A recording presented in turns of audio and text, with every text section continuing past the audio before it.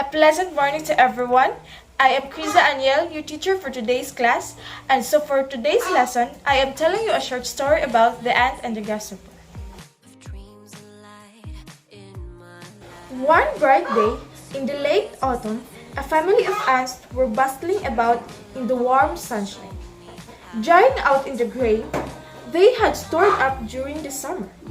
When a starving grasshopper, his fiddle under his arm, came up and humbly begged for a bite to eat. "What?" cried the ants in surprise. "Haven't you stored anything away for the winter?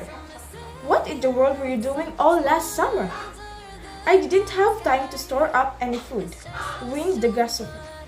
"I was so busy making music that before I knew it, the summer was gone." The ants shrugged their shoulders in disgust.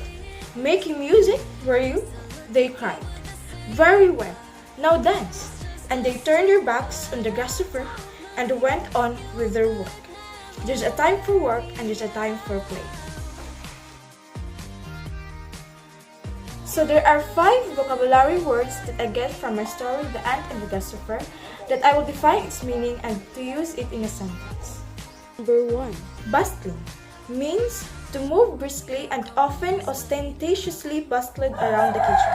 So as I used in a sentence, servants with lanterns were bustling about in the porch. Number 2. Fiddle, a device to keep objects from sliding off a table around ship. So as I use it in a sentence, Anna managed to fiddle a free trip to America. Number 3. Whin, to complain with or as if with a whin, always whining about the weather. So as I use it in a sentence, Josh always whining about the weather. Number 4. Shrugged, to raise or draw in the shoulders, especially to express aloofness or indifference. As I use it in a sentence, Carmen shrugged again, plunging her hands into the warm dish. 5. Disgust.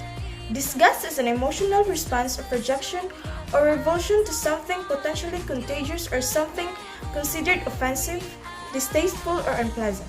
As I used it in a sentence, a look of disgust came over his face. The story is relatable to myself because sometimes I can define myself as the grasshopper. Just like the grasshopper, I am a tardy person.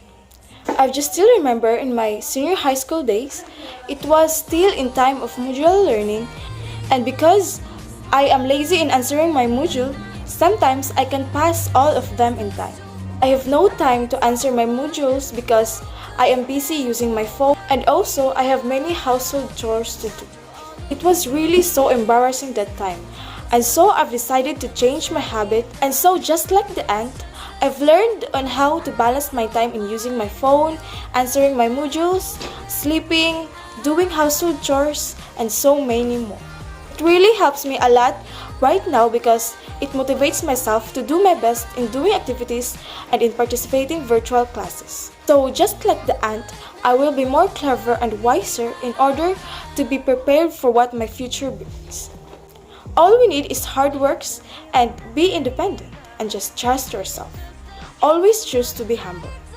And so, I encourage everyone to be just like the ant. Thank you.